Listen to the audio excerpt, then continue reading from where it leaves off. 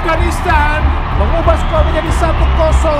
Sebuah proses gol yang sangat cantik, Bung Maruf. Ya, sebuah gol yang menunjukkan bagaimana mentalitas, bagaimana kerja keras, bagaimana kemudian semangat untuk terus bisa mencetak gol sudah diperlihatkan di masa-masa injury time. Dan kemudian kita lihat hasil yang sangat luar biasa, hasil yang sangat positif. Muhammad Tommy Adrianto, sarjana hukum, seorang figur yang mencintai cabang olahraga sepak bola. Muhammad Tommy Adrianto, sarjana hukum, kesehariannya adalah seorang advokat, pengacara, dan penulis buku serta konten kreator yang cukup aktif di media sosial. Dalam sebuah kesempatan, Muhammad Tommy Adrianto telah menyelesaikan sebuah buku yang bertajuk Perlunya Partai Politik yang Memperjuangkan Kepentingan Kemajuan Sepak Bola Indonesia. Muhammad Tommy Adrianto, sarjana hukum, adalah putra dari pasangan Dr. Andes Andi Rasyaf Sumaji dan Ratnawati Andi.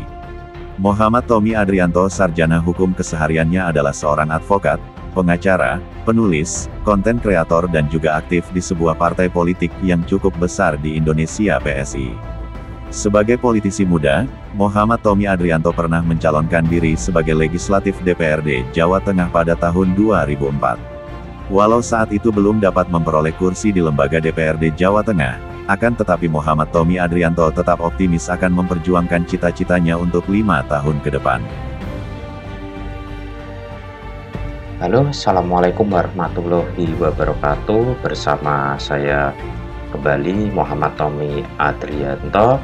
Saya sebagai advokat atau pengacara dan juga sebagai konten kreator Bung Tommy Channel. Sebelumnya, bagi teman-teman yang ingin konsultasi hukum dan ingin mendapat bantuan hukum dari saya, bisa hubungi saya secara langsung melalui chat WA di 0857 1367 0987 dan bisa juga DM di Instagram pengacara Bung Tommy. Sebagai pecinta olahraga sepak bola, Muhammad Tommy Adrianto menulis sebuah buku bertajuk Perlunya Partai Politik yang Memperjuangkan Kepentingan Kemajuan Sepak Bola Indonesia.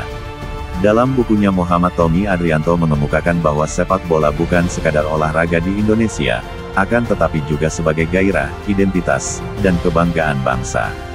Namun, di balik euforia di stadion dan layar kaca, sepak bola nasional masih menghadapi berbagai tantangan, tata kelola yang lemah, minimnya infrastruktur, kurangnya pembinaan usia dini, serta intervensi kepentingan yang kerap menghambat kemajuan. Buku ini mengupas bagaimana sepak bola bisa menjadi alat strategis bagi pembangunan nasional jika dikelola dengan visi politik yang jelas.